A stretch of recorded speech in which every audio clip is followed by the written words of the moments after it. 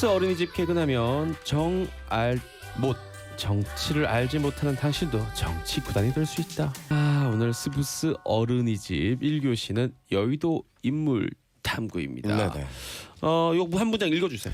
자, 정세균 전 국회의장이 차기 국무총리 후보로 거론되고 있다. 이런 뉴스가 나고 있고요. 또 국회의장 출신이 국무총리로 가는 게 이게 과연 적절하냐, 뭐 이런 얘기도 함께 이어지죠. 그래서 오늘은 국회의장이 어떤 자리인지 좀 알아보도록 하겠습니다. 국회의장의 의전 서열이 대통령에 의해서 2위다. 요거는 이제 우리가 중고등학교 때 많이 배웁니다.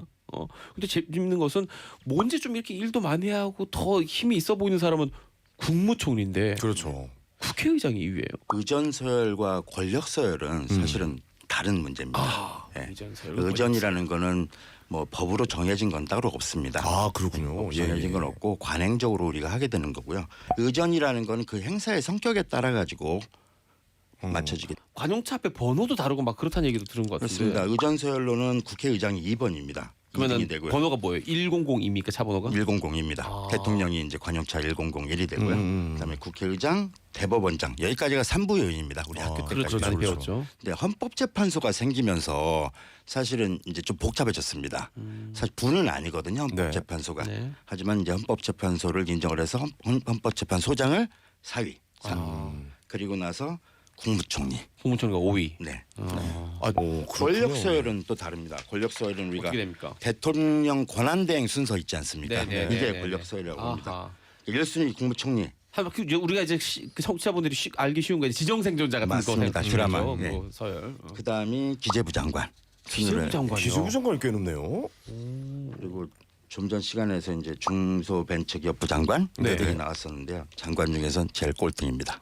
의전 서열이 어떻게 되나요? 의전 서열이 국회의원도 좀 높습니다. 공동 68위입니다. 굉장히 낮네요, 생각보다. 군인들보다 낮습니다. 이 월급이 그러면 국회의원 월급이 따로 있는 거고 국회의장 월급이 따로 있는 겁니까? 어떻게 되는 겁니까? 지난번에 우리 수당 다루지 않았었습니까? 네네네. 네. 국회에는 선수에 상관없이 수당은 3등급밖에 없습니다. 1등급 제일 많이 받으시는 분이 국회의장. 두 번째가 국회 부의장. 의원들은 전부 다 똑같습니다. 수당은. 네네네. 그러니까 월급이라고 얘기하는 수당은 그렇게 되고요. 네. 그러니까 특정 업무 경비 같이 의장이 쓸 수 있는 비용이 국회의원들과 다르죠. 연임은 한 걸 못 본 것 같아요. 이게 계속해서 할 수 있는. 나도 연임한 거 못 보고. 네. 그런 연임은 자리입니까? 없었습니다. 아, 근데 두 번 한 네. 사람들은 있습니다. 아니, 법적으로 되긴 해요? 됩니다. 돼요? 그런 규정은 없습니다.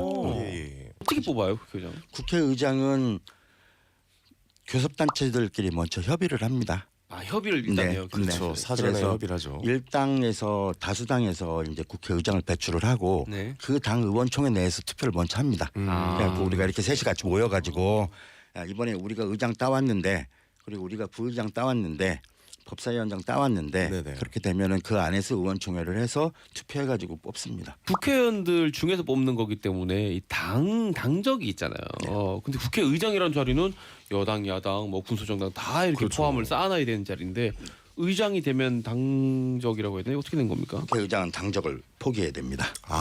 명분상은 자동적으로. 포기를 해야 되는군요. 예. 국회의장을 하게 되는 경우엔 당적을 포기했다가 네네. 후반기에 다시 의원으로 복귀를 하면서 복당을 하게 됩니다. 복당이 되는군요. 그러니까 예. 당적을 없애는 게 아무래도 갈등하게 되고 그런 형식적으로라도 중립을 지키라는 취지에서 당적 보유 금지 조항이 있는 겁니다.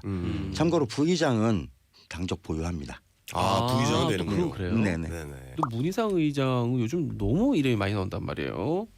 이 위상이 올라서 그런 겁니까? 어떻게 되는 겁니까? 국회의장의 권한 때문에 그렇습니다. 그러니까 의사 일정을 결정하는 권한 이런 것들이 첫 번째 권한인데 네.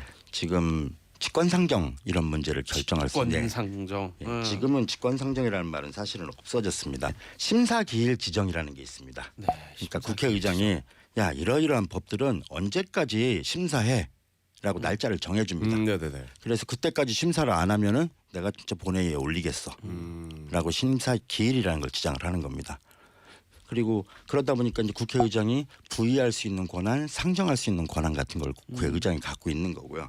기억나실지 모르겠지만 테러방지법 했었을 때 국가 비상사태라고 해가지고 올렸습니다. 직권상정. 네. 직권상정이라고 아무 때나 할 수 있는 건 아니고 천재지변이나 이에 준하는 국가 비상사태 또는 교섭단체 합의가 이루어진 경우 네. 이런 경우가 가능한데 의장이 야 이거는 국가 비상사태야 라고 생각하면은 직권상정할 수 있습니다. 네네네. 그러니까 지금 부의돼 있는 안건 중에 선거법 경우에 네. 의장이 현재 지금 부의돼 있지 않습니까? 네네. 불공부를 했었으니까 직권상정 됩니까? 지금 국회의장 할 수 있습니다. 오. 이거 지금 내일서부터 예비후보 등록해야 되고 그러니까요. 선거구도 확정 안 돼 있고 야 이러다가는 21대 총선이 망하게 생겼다. 네.